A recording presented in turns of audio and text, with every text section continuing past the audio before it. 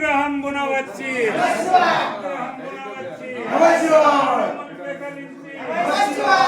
పెకలించి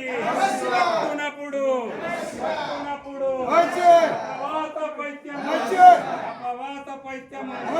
అప్పగా బ్రహ్మచేత సంపముద్భవమంది కష్టపడుచు జీవతో నిన్ను నారాయణాయనుచు శ్రమ చేత నిలువలేను నాటికిప్పుడే చేతుని నామ భజన కోరినను రక్షించవయ్యా ప్రళయ రుద్ర గోపాల సముద్ర శత రుద్ర వీరభద్ర